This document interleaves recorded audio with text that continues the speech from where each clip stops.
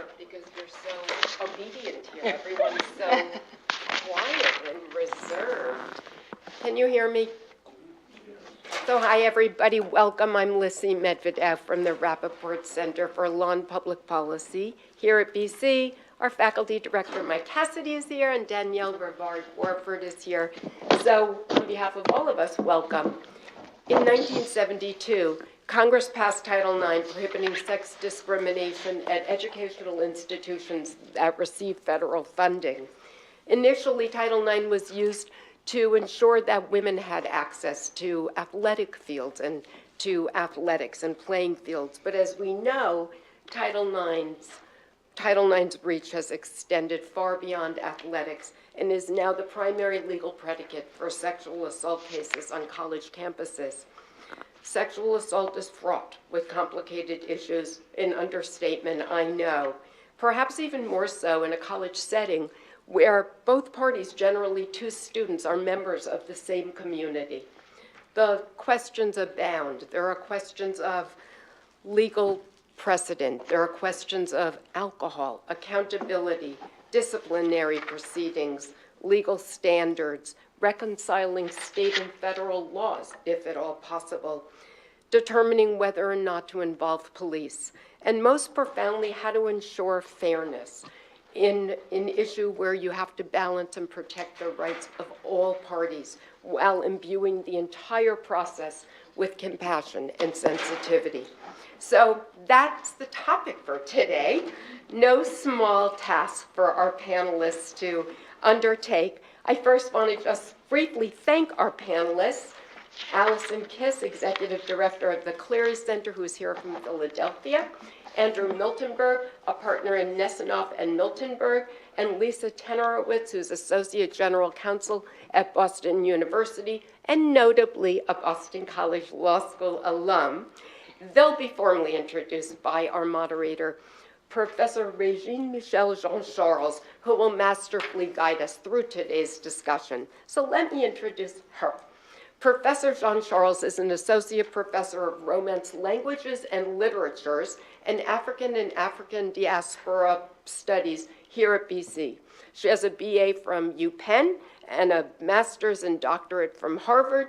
She wrote that she has an AM from Harvard, and I literally wrote her back and said, I'm sorry, am I being obtuse, but what's an AM? And she writes, it's an MA, just the way Harvard says it. She's the author of the book, Conflict Bodies, The Politics of Rape Representation in the Francophone Imaginary. She's also published numerous book chapters and articles that have been in peer-reviewed journals and edited volumes. Her current research is on feminist ethics in contemporary Haitian literature. She is a regular contributor to WGBH and Cognoscenti, where she speaks on topics ranging from Me Too, #MeToo, to issues affecting the Haitian diaspora. So please welcome Professor Regine Jean-Charles, and then at the conclusion of our discussion, please join everybody outside for a reception. So thank you. Thank you. So I didn't ask you if you wanted to go to the podium or sit here. Yeah, that's what I thought. Okay. Well, I want to first thank Lissy so much for that, for the introduction and for gathering this panel. I think this is such an important issue.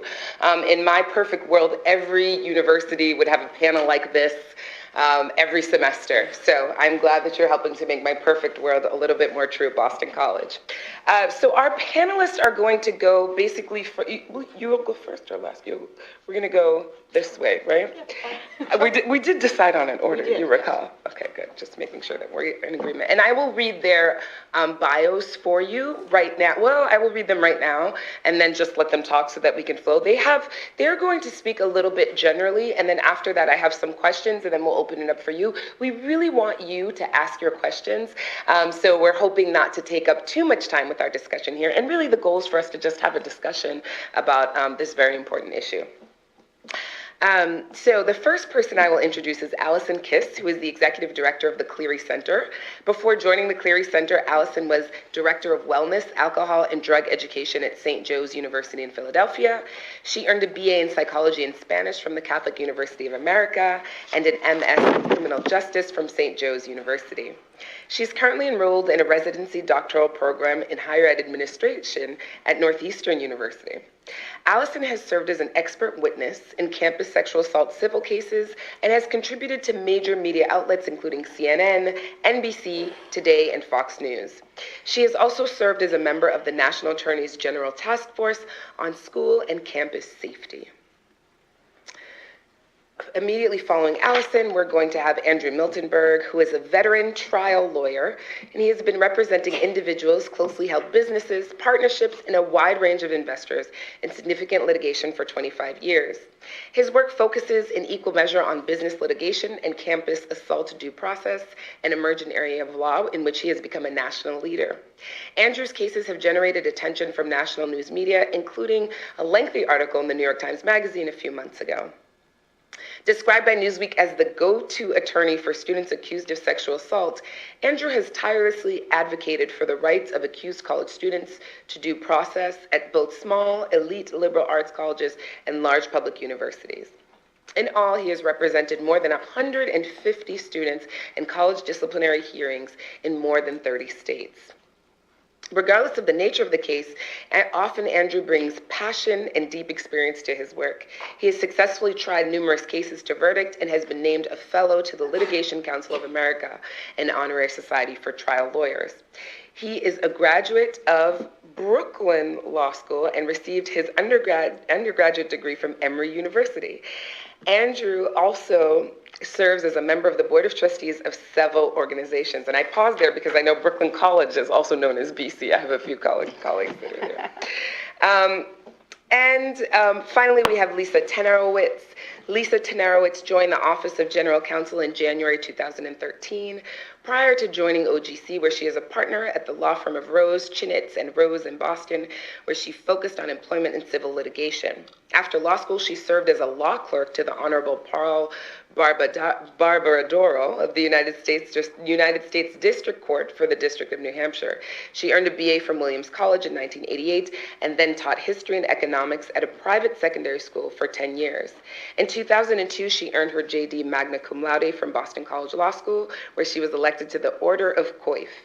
Ms. Tenerowicz is a member of the steering committee and past co-chair of the college and university section of the Boston Bar Association.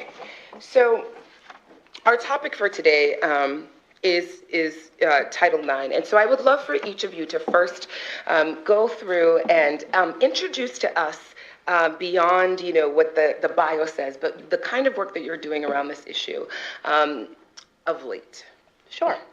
I started at Clery Center in 2005, and I want to give you a little bit of background of how I ended up there because it's relevant to the topic. I was working in the criminal justice system as a victim advocate, so I would process intakes of anyone who came in and reported that they were a victim of crime to the County Victim Service Agency. And I also served as a police liaison. So I trained law enforcement on responding to dating violence, domestic violence, stalking, and sexual assault. And that was in Delaware County, Pennsylvania. And if anyone is familiar with that area, it's its own case study and stratification. You have one of the wealthiest communities in the country and one of the poorest small towns in the country in one county. So working with law enforcement, it varied from town to town where we went. One weekday, it was in September of 2005, I was helping our counselors with intakes because frankly they were always flooded with intakes. And I saw 3 students from 3 different universities. And so when each of them disclosed or reported the crime that had happened to them, and each being a sexual assault, they all asked what their rights and options were, and I could tell them up and down through the criminal justice system in our specific county what their options were and what services were available to them. But then when they asked what was available to them on their campus, I couldn't really answer the question. And so I went on my own mission to find what resources there were, and I found an organization then called Security on Campus, now called Clery Center. And it happened to be in my backyard. So I went in one day with the intention to volunteer so I can learn more when future students were to come into the office. And it turned into a job. Back then, the organization worked solely as a watchdog. The Clery family, Jean Clery was raped and murdered by another student on her campus during her freshman year of college. And the Clery family really were behind the 30 state laws that dealt with college campus safety. And then the Clery Act, which is a consumer protection law, and which parallels to Title IX. I'm going to talk about that a little bit today.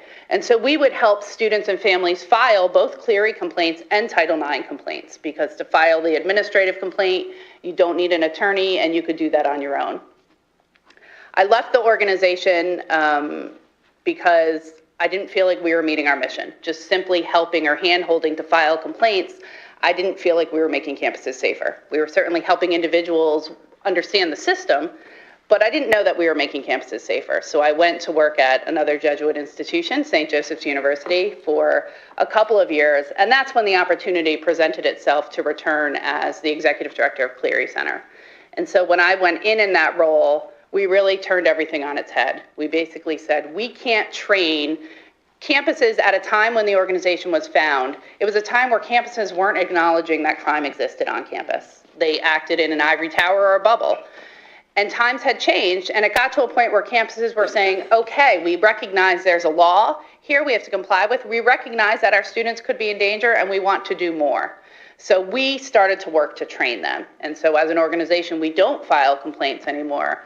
And we solely act as an organization that provides training and technical assistance to colleges and universities. I was just up here recently working with the Independent College Association in Massachusetts. And our goal is to help them proactively address crime on college and university campuses.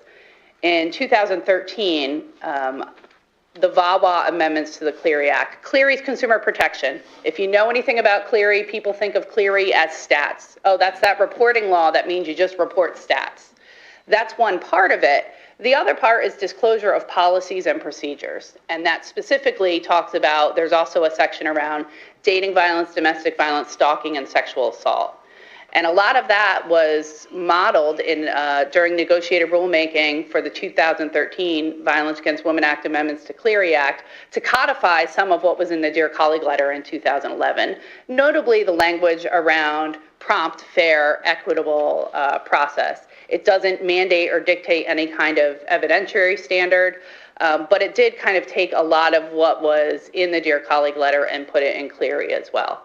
So that's how I got into this area, and that's the work where we've certainly been intersecting quite a bit, mostly with the last presidential administration. We did a lot of work with the White House Task Force, providing feedback on memorandums of understanding with local law enforcement around timely warnings and issuing warnings around campus sexual assault, and then certainly the intersection of Title IX and Clery.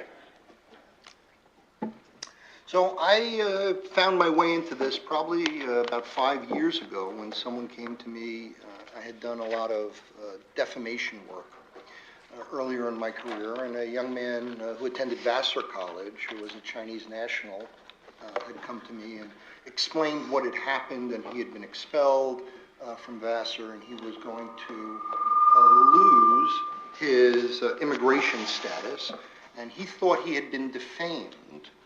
And for various reasons, it wasn't a defamation, but after hearing his whole story and how the allegations unfolded, how the investigation took place, how the procedure throughout the disciplinary matter took place, how the hearing unfolded and his appeal or lack of appeal rights thereafter, and the ultimate result, I became fairly outraged.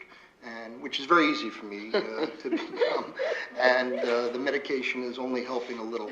But in all seriousness, we brought a case in the Southern District of New York alleging a violation of Title IX, and at that point, there hadn't been, I don't think there were really any reported cases on this issue, and we had a judge who was not interested in the concept that there could be something happening on campus that perhaps was a something that was so unfair that it violated a sense of due process.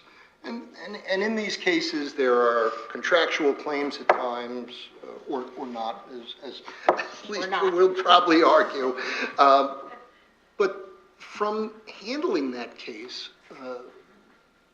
we started to get a tremendous amount of calls from all over the country, and I thought to myself, what I had assumed was an anomaly of a situation was, quite frankly, going on in many, many places. And of course, everyone who gets expelled or suspended from campus because of an allegation of sexual assault feels like they've been wronged, and not everyone has.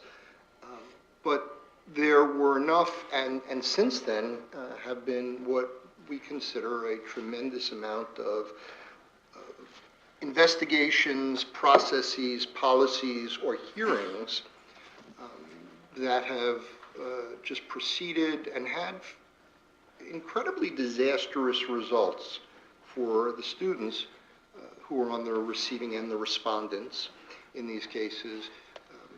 And I think it's really impossible to be someone who goes to court and fights for or argues for or advocates for a fair, equitable, transparent process. To sit through the majority of these disciplinary matters and see how they unfold is really quite frustrating.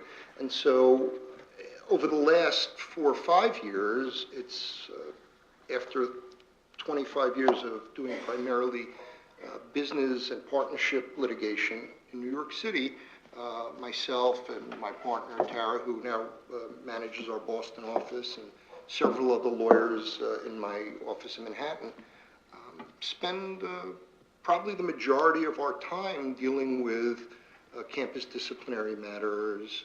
We've brought probably close to 45 actions in federal court across the country on what we consider Title IX violations. Some are still ongoing, some are on appeal, some we've settled, some we've lost.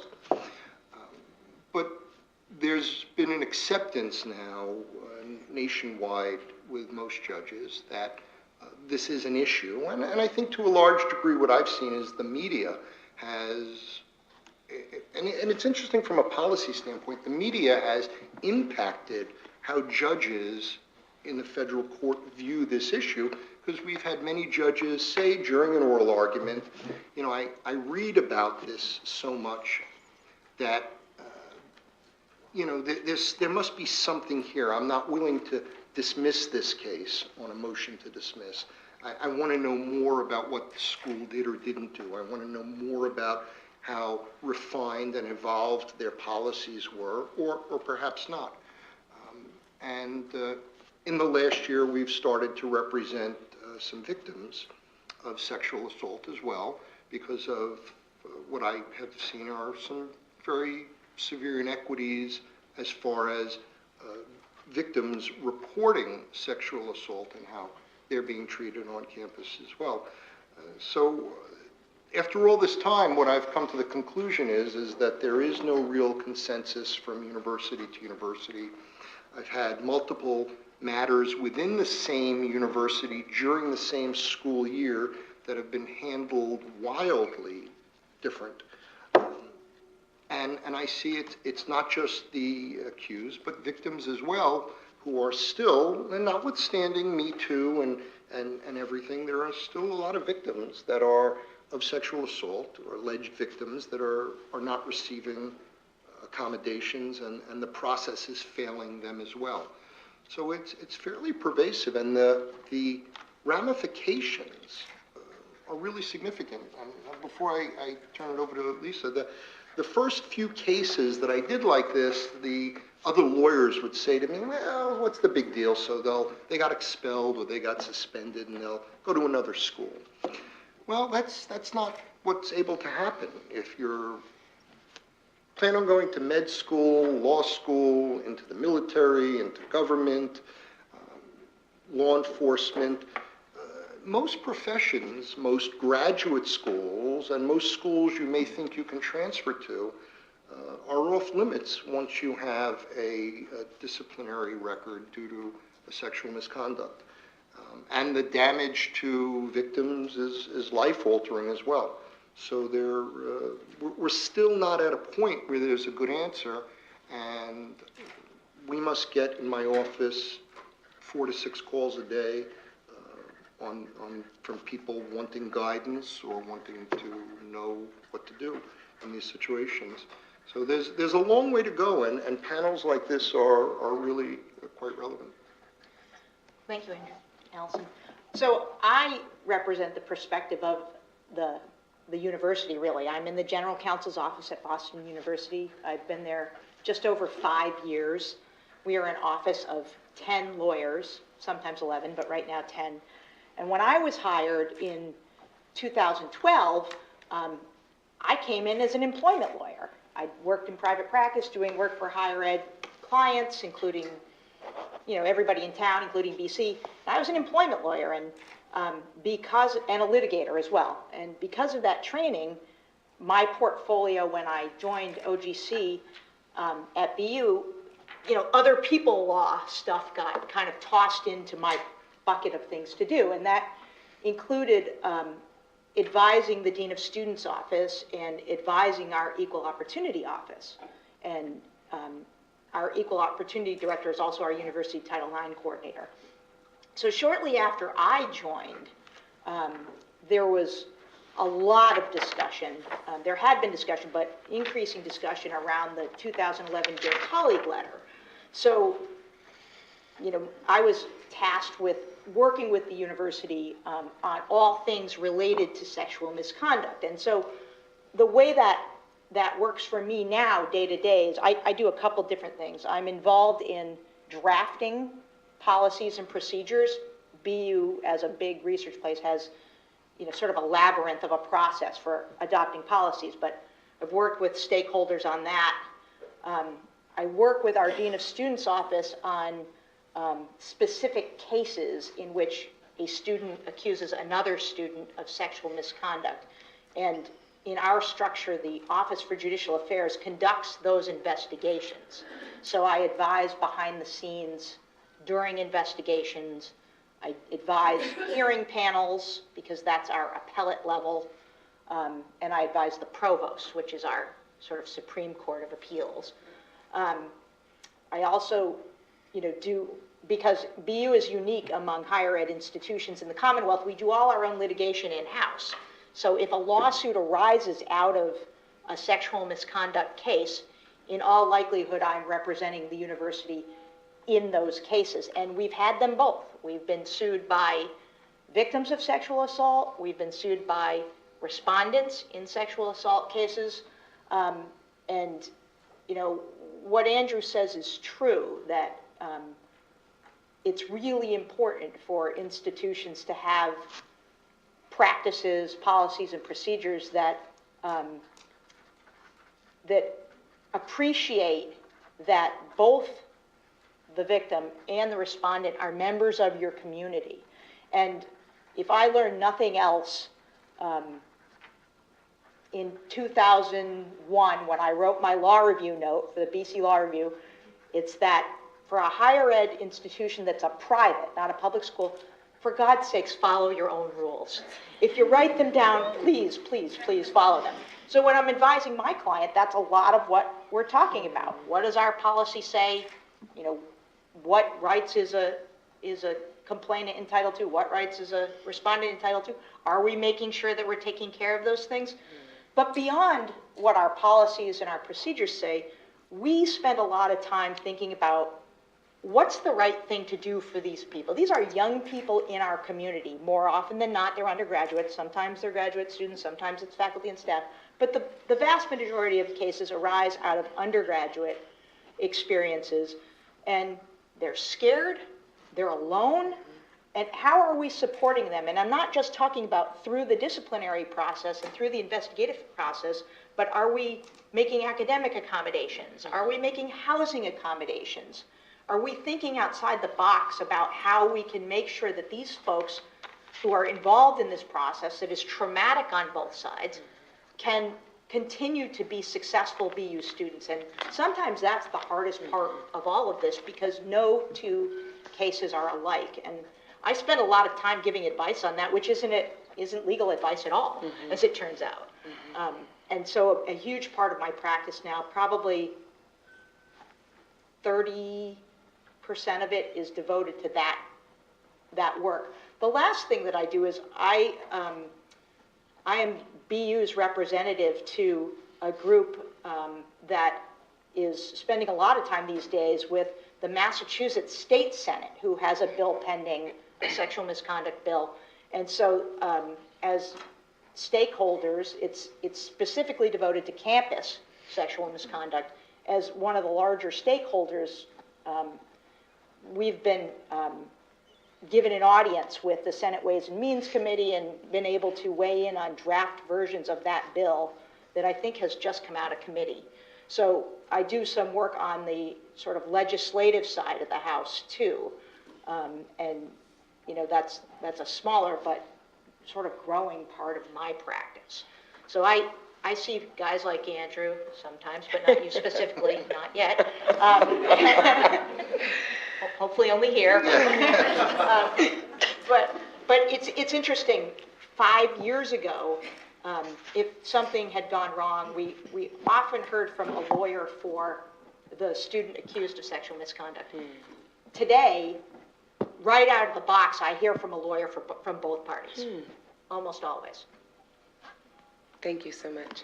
So each of you mentioned the 2011 Dear Colleague letter, which, you know, as we know, and as Lucy mentioned in her comments, has been rescinded. So could you weigh in on how those changes are going to affect how we litigate campus sexual assaults, or how we address campus sexual assault in general? And I just want to say also, I appreciate also what you said about thinking outside of the box, right? Because I think that what is really important for us as we consider this issue is not only the rights part, but also the care of the individual. As we think about communities, you know, at Boston College, we talk about this all the time, and these are communities. And I think that what makes this so difficult is how do you balance, on the one hand, what is legal or what are rights, and then on the other hand, what is care, you know? And I think that people have, my fear is that we've moved away from that. So that's my comment. If But my I may question, for yes, a second, please. the amount of young people that become nearly despondent with depression during the process and or suicidal and or have tried to hurt themselves it's really quite frightening. Respondents and claimants, and it's there really is. I mean, it goes beyond, you know, what do we legally do, because you have young people that I think are in many cases immature in the type of intimate relationships that they find themselves having. Now, I have twins who were sophomores in college, and I think back to when they graduated high school, and I thought they were just little kids, you know, and then 2 months later they were running around unsupervised on a college campus. But the reality is that I don't think then, and now they're sophomores, and I'm not sure now that they have the maturity to navigate through some very complex emotional issues and physical issues and intimacies and relationships, and that aspect of the tumult that you see is really significant as well. And I have a sense that that's probably a lot of what you, Alison, struggle with. Can I just quickly address your fear that we're sort of moving away from that? I would argue that we're moving toward better care. I know, at least at BU, and I can only speak for BU, in 2012, we created the Sexual Assault Response Prevention Center. And that on-campus center, I guess, it actually has dedicated space, has crisis counselors, and provides support for victims of not just sexual misconduct, but other crimes, domestic violence, dating violence, stalking, and other sorts of traumatic things. But a couple of years after that, we ensured that students who are accused of sexual misconduct have similar support resources in a different center on campus to make sure that we have somewhere that they can go. You're taking the cause of action away from you if you do that.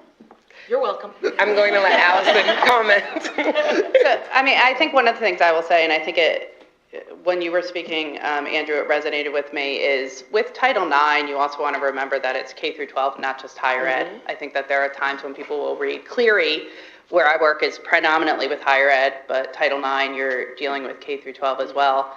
And in talking with people in the last administration and some who are still in this administration and enforcement, some of the K through 12 cases, they say, if you think you live in the higher ed world, the K through 12 cases, some of those are brutal to read about. And so I think to what's being done, I mean, I do sympathize with colleges and universities who are responsible for this, who get your twins, right? And then are they ready and they're here and they're on their own? And they may have had no education, whether it be from mom, dad, guardian, because they're not comfortable talking about it, or they're not hearing about it from their school, their high school or grammar school or anything of that nature. And so they're getting to a college and university campus. And when I worked with college students, one of the things, quite frankly, that shocked me, having worked in victim advocacy and counseling for a long time, was when I would talk to a student who would describe a sexual encounter, and they would describe a rape, but they had no idea that what they did fit that definition. And so I think sometimes when we read the news stories or the headlines, we have in our mind the worst, right? Someone holding a real violent attack, which it certainly can be and many times is. But then there are cases where consent wasn't obtained, the person has no idea, they didn't get consent, so there is that piece, and that really comes down to education, which the colleges and universities should be doing some education, but it shouldn't all be on them. We should not be handing 18-year-old, and I'm saying 18, it's certainly the age could vary, to colleges and universities and saying, teach them about this, make sure it doesn't happen, and if it does, you're responsible for it. So I've been, and I will say too, with the last presidential administration and the task force on campus sexual violence, we were really beating the drum a lot, and there needs to be more for K through 12. We need to talk about this more. There needs to be more education. There needs to be, and I think we're seeing some more promising or best practices in that area.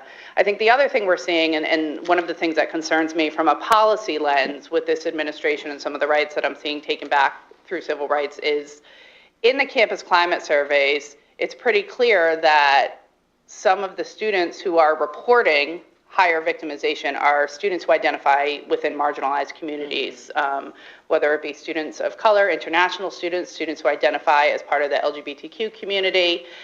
So I do get, from a legal standpoint, in terms of the rights and protections, from my lens, it seems as though colleges and universities are offering all of those services to their students still, but that's an area that where I get concerned about from a legal standpoint. But I will defer to the attorneys on the case law. What you just said, though, going back to how the change in the Dear Colleague letter in 2011, I think when the Dear Colleague letter was put in place, I think many schools, perhaps BU accepted, didn't really have an infrastructure in place to deal with this, and I think in many ways a lot of schools scrambled to staff up, and in that rush to do things, perhaps didn't have the best policies in place, and in some cases, and forgive me, Alison, for saying this, staffed up with people who I don't think can be as objective in investigating or adjudicating these things, because in some cases they have a lens which has a very decided angle to it about these. But since the withdrawal of the Dear Colleague letter in September, which everyone heralded as a change, I haven't seen schools change a blessed thing, quite frankly, and many have publicly affirmed their commitment to the prior, the 2011 guidance. And I have to say, I was an advocate for a long time that there had to be an immediate, withdrawal of the Dear Colleague letter, and I've come quite a ways from that, and I think there are parts of it that need to and needed to be refined, but I don't think that it needed to be withdrawn. Lisa? Yeah, I mean, I can just speak for us. We read it with interest, but I think that there's still enough flux that we would be hesitant to make a change based on that and then have something new come out and make a change again. That's nothing but confusing for everybody involved. And because Massachusetts has a bill pending and we may well be resolving state and federal law on this issue, we're just where we were a year ago in terms of our policies and procedures. And, I just don't think it would be prudent to be tipping over the apple cart right now. I think there's something I will add with the 2011 Dear Colleague letter. I agree with you, Andrew. I think that a lot of campuses staffed up and maybe hired victim advocates to be a Title IX coordinator, and that's probably not the best role to start. Or if you are serving that role and you have that experience, you have to take an approach that is going to be equitable and care for both parties throughout the process. But what was in the 2011 letter, a lot of it echoed what was in 2001, the guidance in 2001, which talked about having a Title IX coordinator. And I remember working on a campus saying, who's our Title IX coordinator? Nobody could tell me. So I don't know that many campuses, and I think we're seeing something similar happen with Drug-Free Safe Schools Community Act. There's a law that requires campuses to do a lot of work around alcohol and drugs, and it's not being enforced, and we're starting to see an increase in enforcement. And I think the same thing kind of happened with Title IX. We saw the increase in enforcement.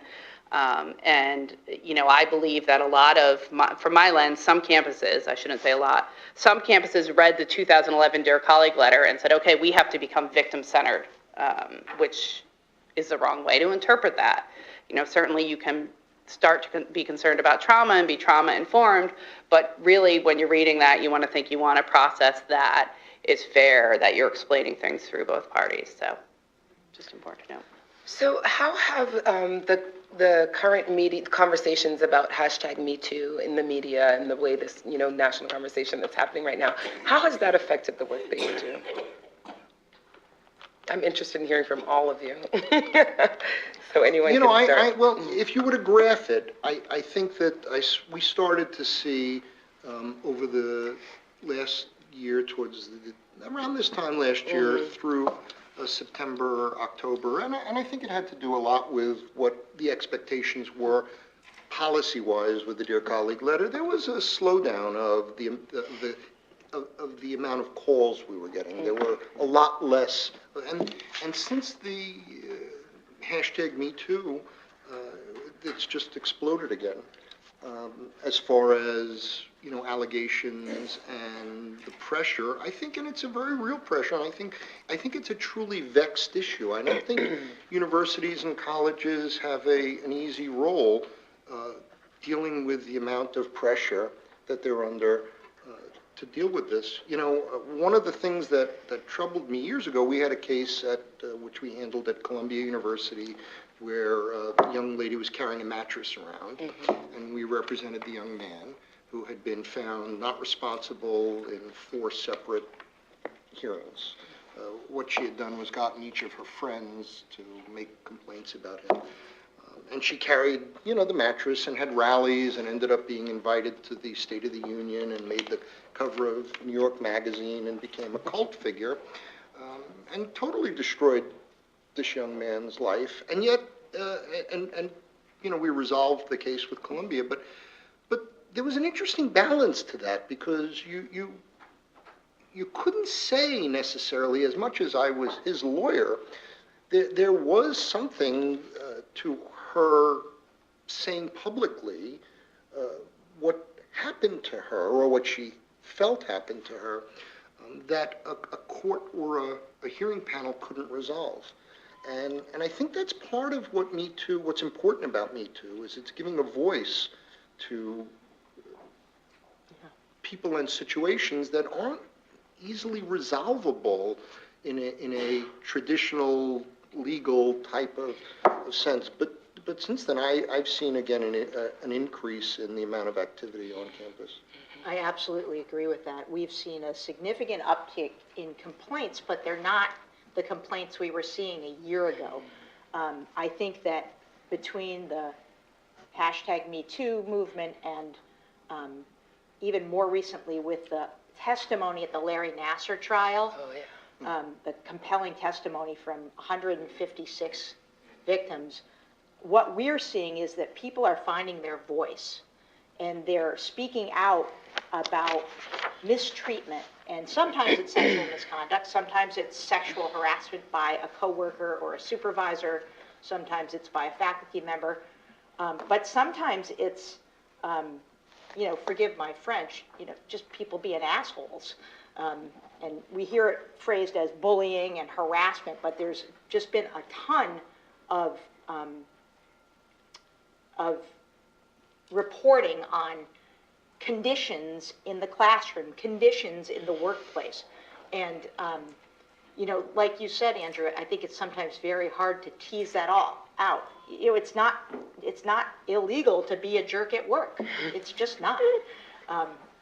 But, we don't necessarily want everybody being a jerk at work. So the institution, as the employer, has been asked to sort of dip into this.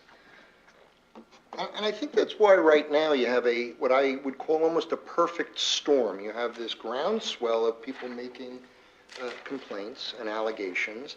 You have a imperfect, sort of vague, at most universities, and there are some that are really getting it right, but the majority, in my view, aren't.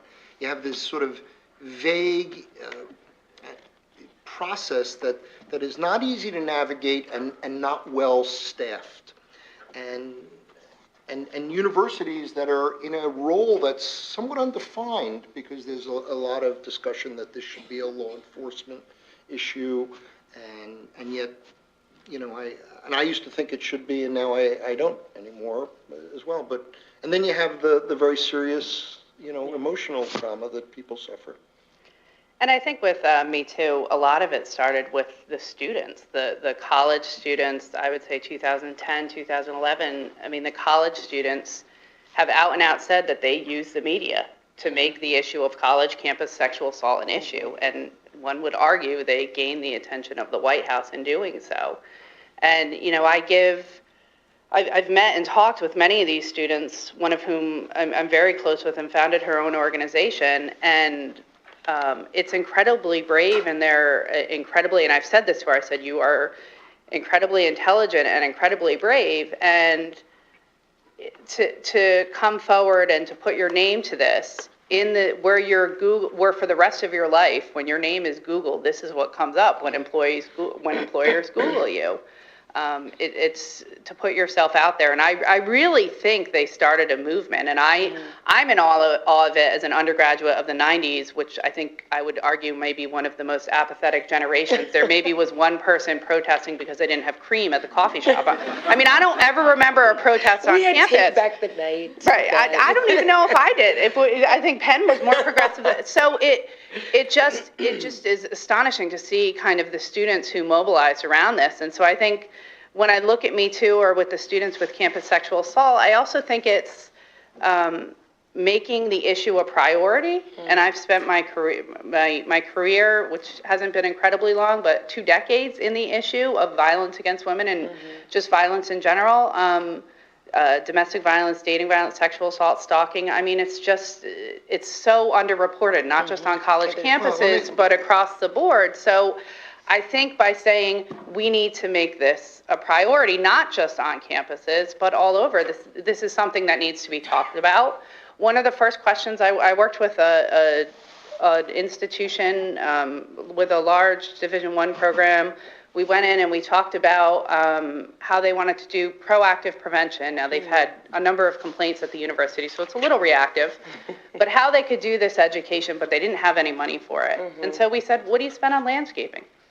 So it's really starting to think about how you can prioritize. I'm not saying let your lawn go to hell and take all that money and but maybe you can take some of it, right? Maybe every other week, bring in the chem lawn. And I say that kind of tongue in cheek, but I do think, and certainly there's the unfunded mandate of Title IX and Clery and these pieces that are requiring you to prevent and respond.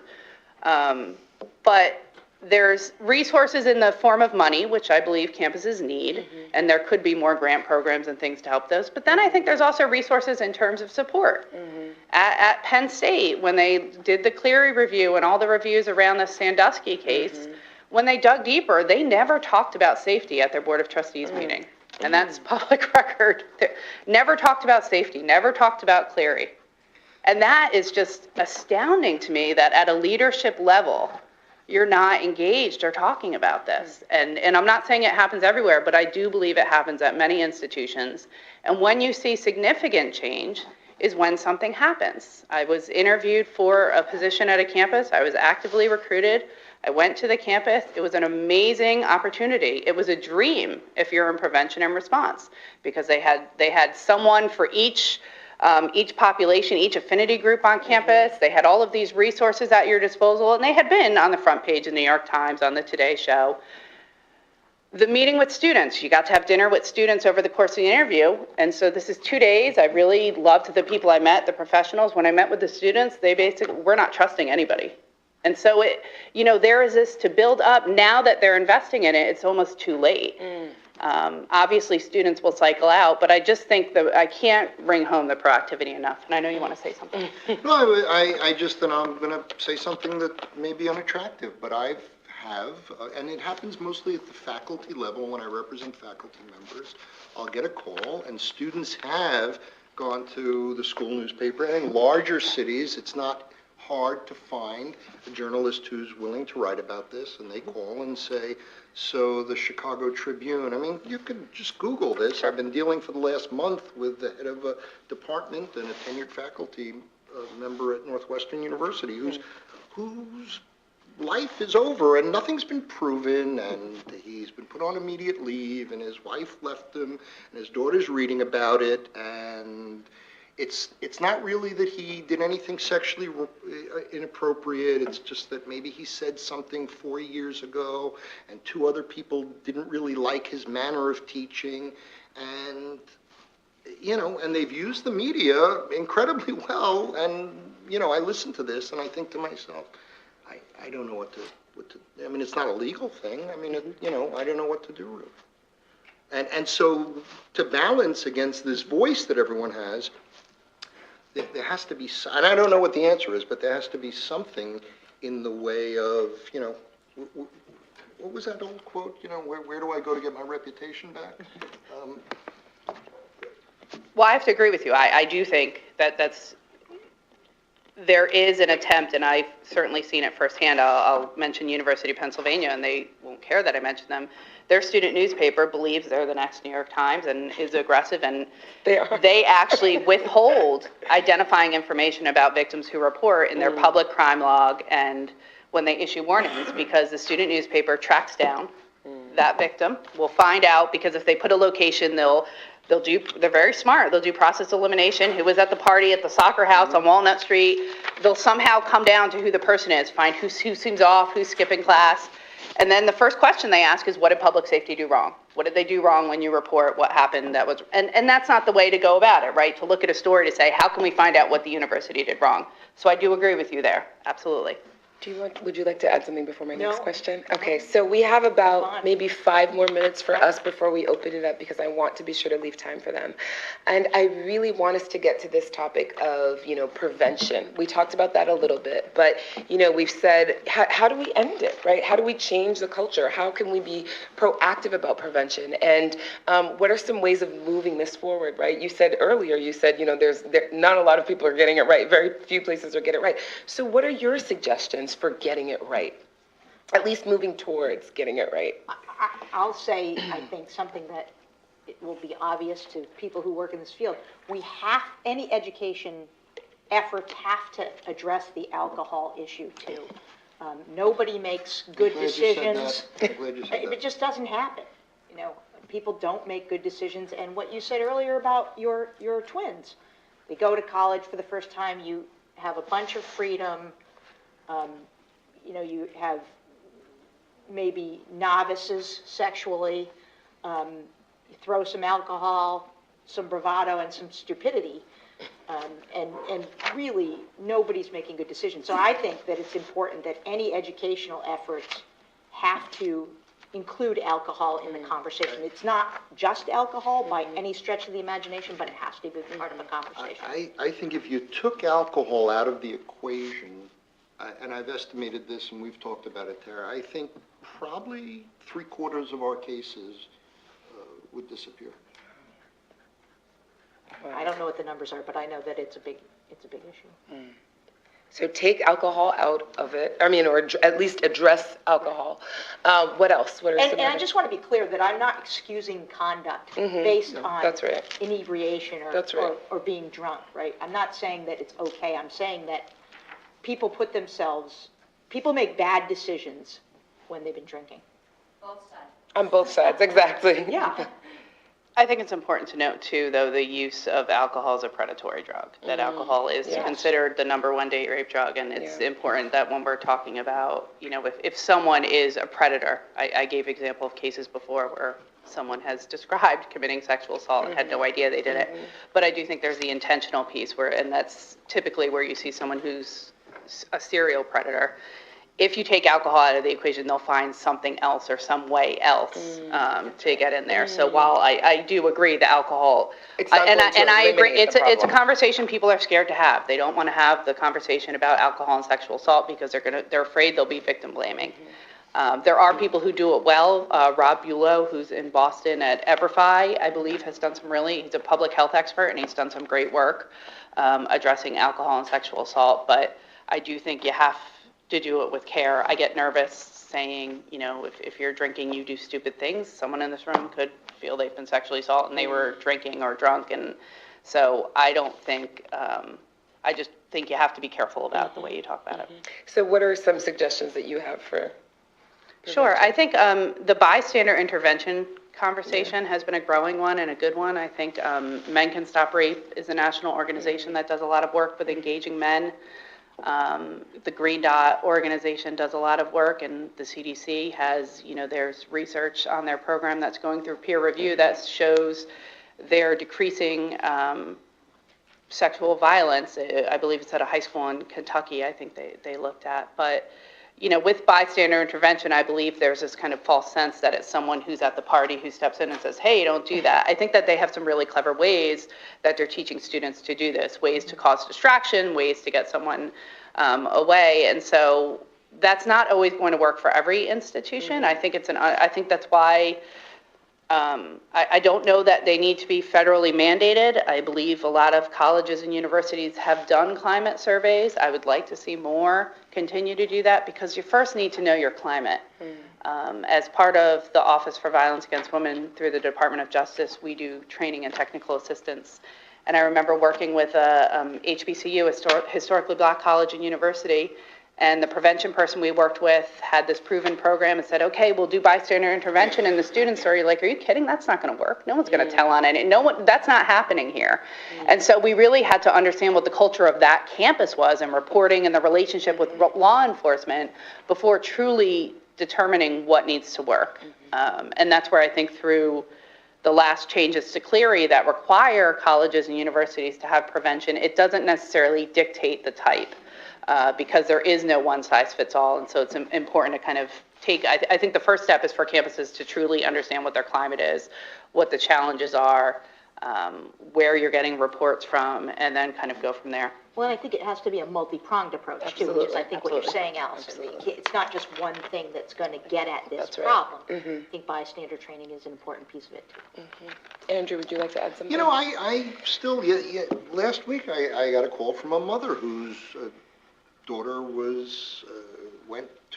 as a freshman, went to a fraternity, senior boys, freshman girls only party, and smoked some marijuana and passed out and ended up being sexually assaulted.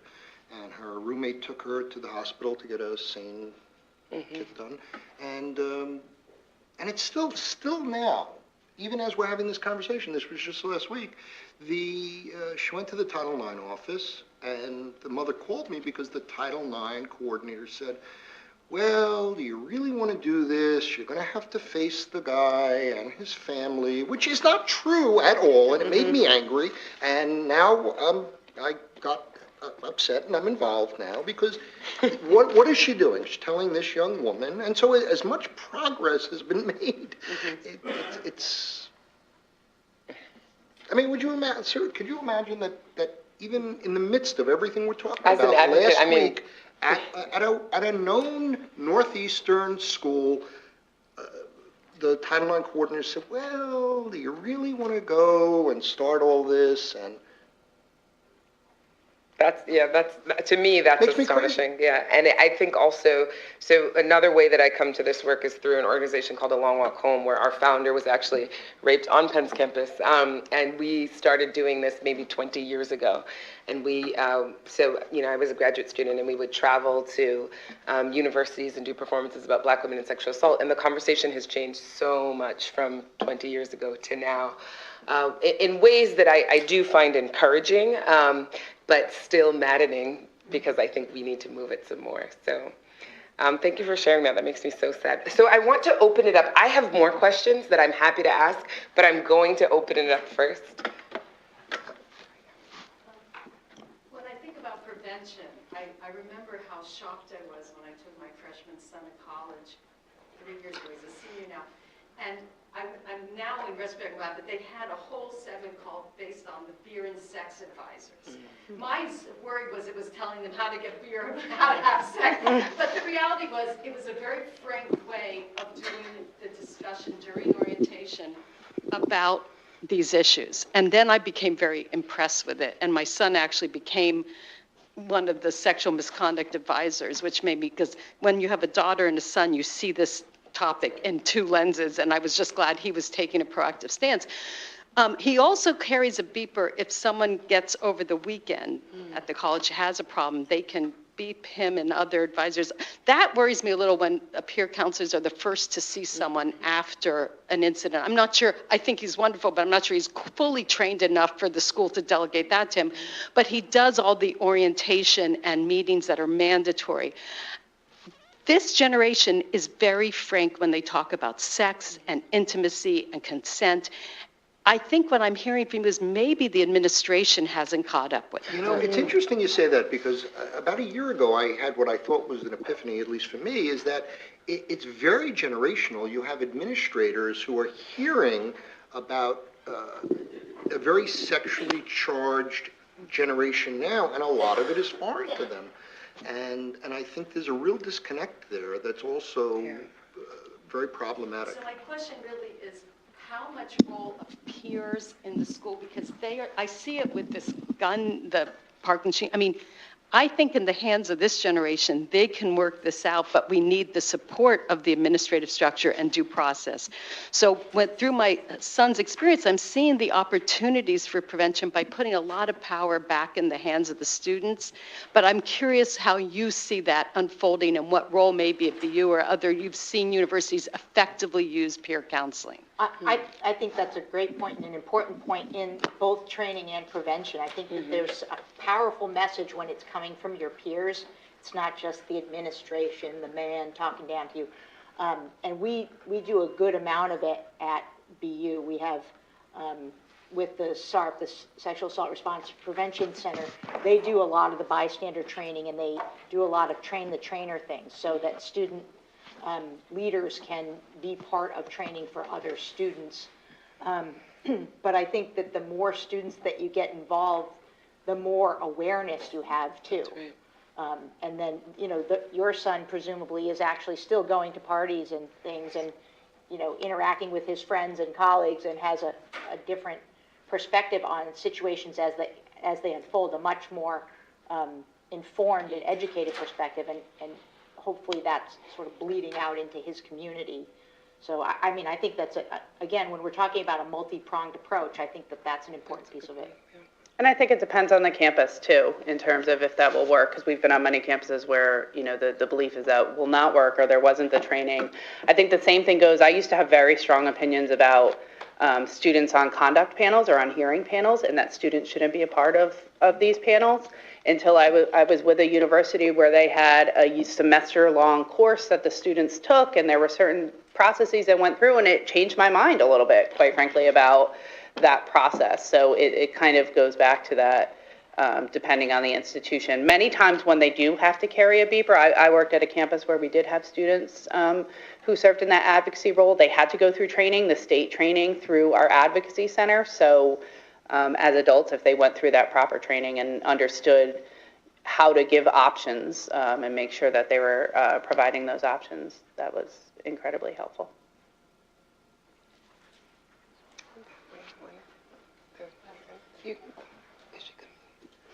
Oh, we have some. All right, that's fine. Spread it around. So it seems like there's two areas across college campuses that are particularly relevant to this conversation, being Greek life and athletic programs. Do you think that there's any specific measures that can be taken in either one of those organizations to target this problem that is kind of particular to the way that those spaces operate? I'll take on the athletics piece because BU doesn't have on-campus fraternities. They're off-campus. They're it's harder to do things with them. With respect to athletics, I think that the leadership has to come from the top. If the athletic director is committed to training for coaches and for teams, then that's a big step in the right direction. On our campus, the athletic director is committed to that kind of training, and each of the teams goes through the bystander intervention training. That's fairly recent, maybe the last 3 years. You may or may not remember that we were in the news some for our hockey team a few years ago, and that, it was just really bad behavior all the way around. So the Sexual Assault Response Prevention Center came out of that experience, and a lot of the bystander training came out of it as well. So I think it's important for the athletic director and senior administration to commit to it. Without it, it's a lot harder.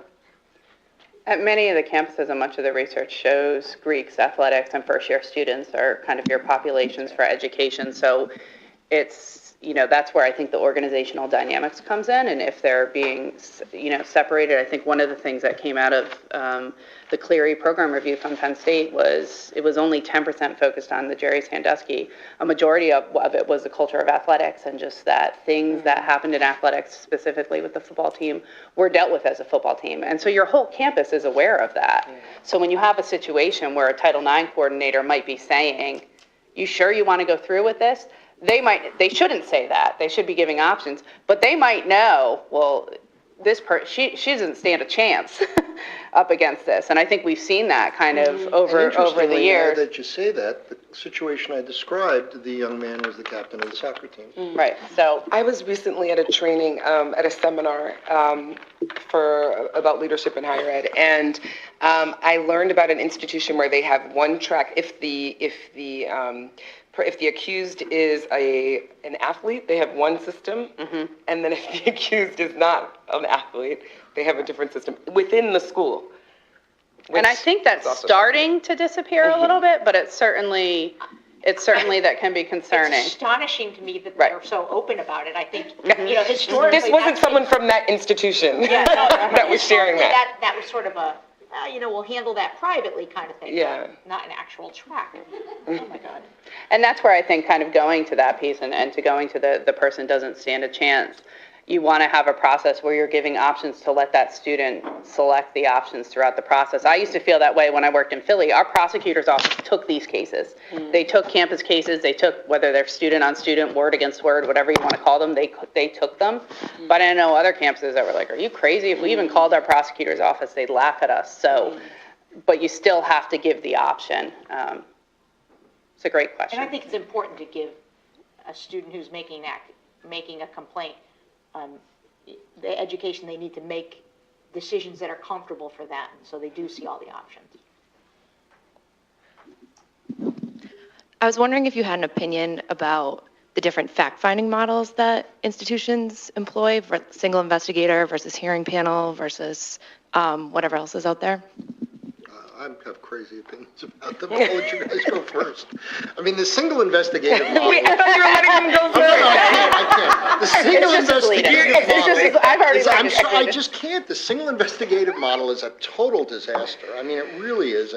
And one of the earlier cases where we got an injunction, which is not so often available in campus cases, because the courts are reluctant to get involved before the process is complete, was at Georgia Tech, where it was a single investigative model, and I think it's just a total disaster, and one that I can't get behind at all, ever.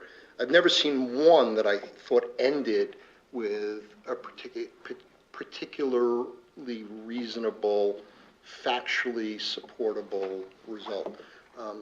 As far as the Really? Not one? Not one, and I've seen a lot of them. I'm sorry. And actually, let me take that back. Where the school has used, and I have several schools that I've dealt with where they used retired judges for the single role. Those have turned out well. But when someone within the school, within the Title IX office, is imbued with all of the credibility, investigative, sanctioning, and adjudication roles, it hasn't worked. And as far as the evidentiary models, I don't think it matters as much which model you use if you have a better process and better's the wrong word, more experienced investigators, perhaps more objective. And, listen, New York City is filled with retired detectives and retired judges. I mean, you can throw a rock in any direction and find one. Why the schools in New York City are not using retired detectives and going to JAMS or NAMS or one of the private mediation services to have them deal with these hearings are beyond me. And yet, some of the schools I deal with, their entire staff, investigative and panel, are former sex crimes prosecutors. It's very hard to feel that that's a level playing field. So and this maybe go to the, what your lawn looks like. Spend a little less money on an athletic program and have these processes manned or womaned by people who have real experience adjudicating complex factual scenarios that need to be deconstructed and reconstructed, because you're dealing with students that it may be 2 years ago that the allegations took place. There may be a lot of alcohol involved. There's rarely, if ever, direct evidence in the cases. So I don't think the evidentiary model matters as much as everything around it. But I would be careful not to look at, while you may know a lot of detectives and judges, I could also say from my prior life, there are a lot of judges that I knew when they were on the bench, I knew what the finding would be, without even the details of the case. So I think, while that's a piece, and an example of where I think that did go wrong, and this may be an unpopular opinion, is in Florida State. At Florida State, where they did use a retired judge for that case, and knowing some of the details of that, I don't believe that was decided fairly. But I do kind of think, I think my theme is no one size fits all. So so I think it depends on the institution. I agree. I have seen the single investigator model not work well for institutions, but there are some where it has worked very well. There are some campuses who are smaller and don't have the resources, and they've kind of built a consortium approach where they have an investigator they contract out with. And I would kind of more go to you. I've seen that work. Yeah, I think that's right, that there is no one size fits all. And I think it really depends on if you're using an investigator, a single investigator, what their training is as a fact finder, regardless of what their professional background is. I have a question. So, thank you all. It's been a great discussion. So much of the literature on campus sexual assault focuses on prompt, fair, and equitable procedures that make sure we don't re-victimize the victim. And it always occurred to me that that is presuming that the victim is a victim. And so we have this tension between not wanting to re-traumatize somebody who may be a victim, but protecting the rights of somebody who may be accused but not actually have done it. So I'm wondering if you actually think that the Trump administration will reissue another Dear Colleague law, A, B, or whether they're more likely to issue regulations under Title IX. And if either of those two things are going to happen, what do you think would be good things to put in there in terms of rights of the accused during these hearings, whatever forms they take? And by rights of the accused, I mean not only their lawyer perhaps being able to examine the victim, but also right to remain on campus housing, right to remain in classes. can we talk about rights of the accused for a little bit and what's likely to come out of the Trump administration? It's like an issue spotter question. Sorry. 43 things buried in there. One thing I will Did I say, re-traumatize you, Lisa? Yes, he was my evidence professor. Go ahead, Alison. I think the prompt, fair, and equitable piece, when I look at that, I see it as for both parties, not just for the victim. So the way that the campus should establish a process, and some of what VAWA codified from that in the Clery Act is also requiring certain things like both parties have the right to an advisor, whether that advisor is an attorney, advisor of choice, whether that advisor is an attorney, is a parent, and for many years in my experience, I saw the accused student was told they could have whoever they want, including an attorney, and then the victim was told, here's 2 advocates, pick one. And so now it kind of has balanced the playing field where you can both choose who you want, and kind of as a side note, I've heard from my student conduct friends that when they bring parents, that's when everything goes to hell. It's not when they bring the attorneys. Everybody was fearful of the attorneys and should there be this potted plant rule where they can't talk. And I remember talking to the Student Conduct Association and I said, so how's it going with the attorneys coming in your hearings? They're like, it's fine. Honestly, it's when they bring mom and dad. Either side brings mom or dad. It's a nightmare. It's the worst. So I mean, I kind of see it as it should be that way now, where the rights are afforded to kind of both parties throughout the process. I do want to address, I have heard the narrative around, I think one of the things that came out of the kind of Me Too movement or the campus movement talking about campus sexual assault is discussions about false reports, this kind of belief that there are more false reports than we think. And I haven't seen much data on that. I know that's what often is cited is from the criminal justice system, which the campus system isn't the criminal justice system. So we know it's low in the criminal justice system. I would actually like to see information on that. We did work, whenever I mention an institution's name, I have permission to do it. We did work at Baylor University, and I spent with Neil Irvin from Men Can Stop Rape. We spent 2 weeks with their football team. And there were 54 counts of sexual assault against the football team. And we asked the football team, how many of you believe some of those? Spattering of hands. How many of you believe all of them? Spattering. How many of you believe none of them? A majority of them believe none of these happened.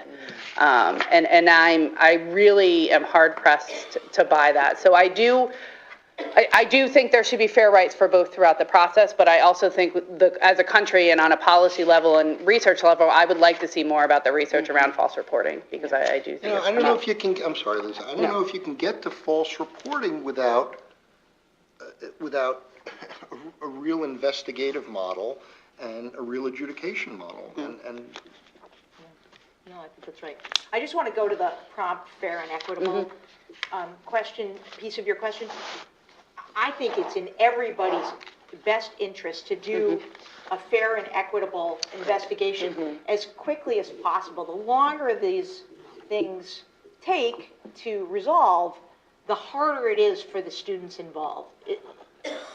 As Alison said, it's in everybody's best interest to move the process along without rushing through an investigation in a way that shortchanges the fact-finding piece of it. Do you want to address that also, or? no, I agree. And I don't have my finger on the pulse of where the Trump administration is going. Allison might more. I don't know what Candace Jackson is saying publicly or even privately. So I really don't know what's going to happen. And that's a lot of the reason that we're in a holding pattern right now.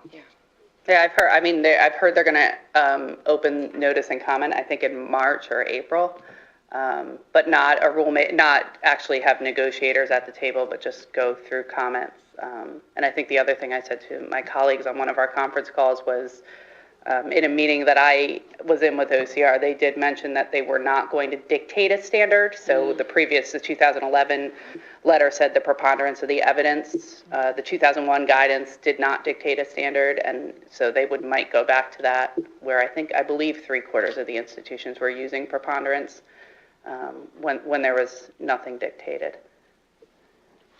We have one more question.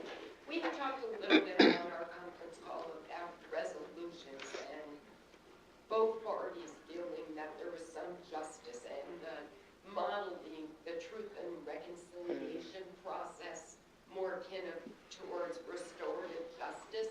Would you talk about that a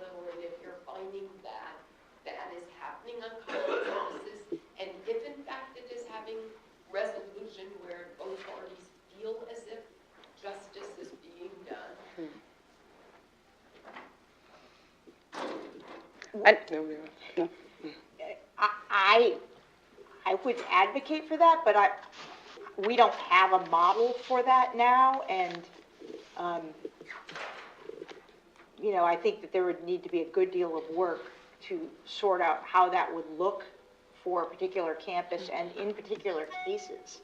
Alison may have sort of, because she works with so many different campuses, a better sense of whether that's happening. Well, schools aren't doing it with any penetration, right? If there's any Not that I- penetration, there's no restorative type of or informal resolution.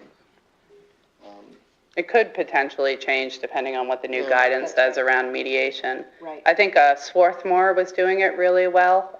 Swarthmore College in Pennsylvania, who had both Title IX and Clery complaints filed against them. They implemented a restorative justice system, and University of Michigan just put one in place. So there's a public and a private example of two institutions. I feel like the leading David, and his last name escapes me, so it probably doesn't help you if I just say David. I think he's at Ithaca. It's called PRISM, is the institute he built around restorative justice on college and university campuses. His name will come to me in probably 21 minutes or less. I may be making this up, but I don't know if this came up on one of our calls or in one of the post-call emails, but wasn't there a piece recently? Mini driver. In the No, New York it was a former college student, a graduate, who had been a victim of sexual assault and at the time wanted her accuser kicked out and. Oh, right, Sophie Karasek yes. from UCLA. Yes, and she sort of has a new view on this and thinks that really what she wanted to happen was that she didn't want him to do it again. And him getting kicked out, or I can't remember if there was a criminal prosecution, none of that made her feel any better, she discovered. So there's been some discussion about that, at least in the media recently. I have a question for the panel.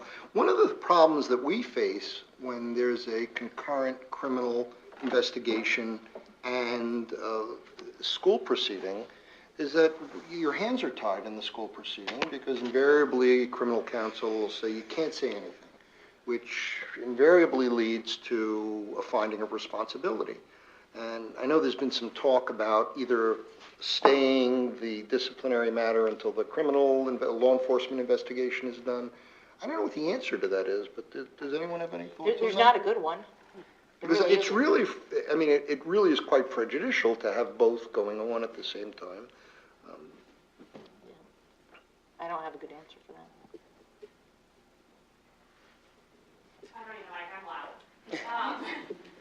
You talked at the end of the panel about the alcohol issue, and I do agree that it's a problem, but I'm curious what you would do about it. I graduated from UVA the same year that Hannah Graham was kidnapped, raped, and murdered, and the same year that the Rape on Campus Rolling Stone article came out, and I don't think that stopped me or any of my friends or any of the students at UVA from drinking. We, as students, maybe took more precautions ourselves. No one walked home alone. A lot of the parties, we would sober staff ourselves, 5 or 6 sober students who were in charge of overseeing what was going on. But even after all that happened that year, it didn't stop us from drinking. I don't think we're going to stop college students from drinking. I don't think that's possible, but I think that, and I don't run any of these programs, but I think a better understanding of sort of what happens when you drink in excess. I mean, when I was in college in the 80s, admittedly it was like prehistoric, but there was not the same level of sort of the pre-gaming stuff that goes on. I mean, I think that that's the sort of binge components, if we could dial that back some. And also these, we hear about this all the time, these frat parties where all these guys only invite freshman girls.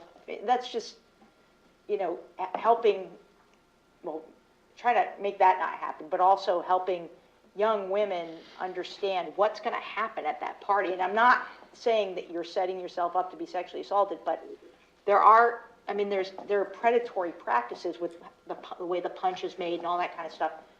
And understanding that, and what you guys did is part of it, sort of taking care of each other and looking out for your friends and all that sort of stuff. I don't have great answers because I don't work in that field. I just know that that's a big problem. And that's why it's important to know the climate of the institution too, and knowing kind of what might work with that institution. I mean, I'll parallel it. There's two things that make me bang my head against the wall. One is my 4-year-old daughter. The other is when you see a hazing death at a campus and the president comes out and says, there are no more Greek life at this campus, when it's entrenched in the culture of the institution and donors, because what's going to happen? They're all going to go underground.